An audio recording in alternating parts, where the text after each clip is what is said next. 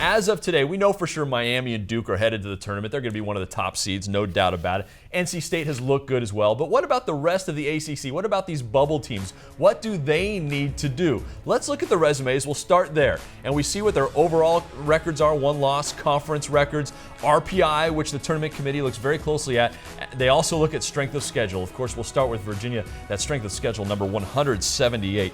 What do the Cavs and Tony Bennett need to do to get into the NCAA tournament? Well, Jeff, they're going to need a whole lot of winning. You know, I think that UVA's I've seen them finishing 3-3 in their last 6 games, but I think they need to go at least 5-2 to have an opportunity, even a look from the NCAA committee, as well as doing well in the ACC tournament. The strength of schedule is not very good, and Joe Harris has to continue his hot shooting streak.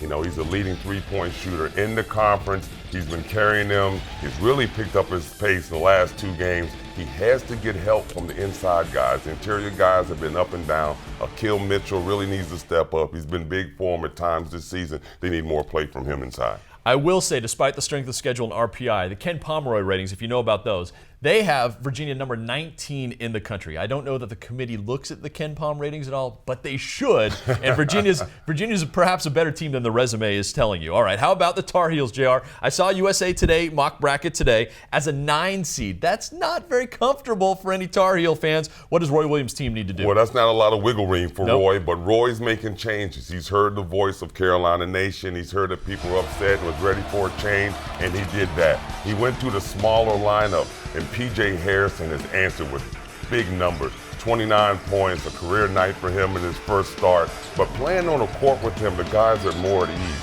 They know what a tremendous scorer he is and another dimension that he brings to the Carolina offense. To a young team, when you can have a scoring like that counted on, it's a blessing. They need more of that. They can finish 6-1. I'll tell you, with P.J. Hairston, Reggie Bullock, and James Michael McAdoo, when they're in the lineup at the same time, that is a great offense. It's good to see P.J. Hairston now getting more minutes with those guys. And they're doing it with rebounding as well. That's with the true. Smaller lineup. Even with the smaller lineup, you're right. Okay, Maryland just beat Duke. The Terps are back to 500 in the ACC. The strength of schedule, perhaps not great. What do the Terps need to do? Well, the Terps, Jeff, there's a little bit better way of it coming up in the last 6 games. They've got the best schedule of all the teams that we're talking about, and I think they need to keep feeding the ball to Alex Len. When Maryland gets in problems is when he doesn't get enough touches inside, and we talked about that briefly earlier with the problems that they've had at the point guard position. But Des Wells has been solid. He's the best ball handler they have. He runs the offense. He's a great defender as well. He's really come in, stepped in, taken over the leadership of this young team, and they need him to be on the court for them to be dancing in March. You talked about the schedule. It does set up nicely for the Terps. No more games against Miami, Duke, or NC State. Hey, quickly, let's talk about the defending ACC champs, Florida State. We haven't spent a lot of time on them.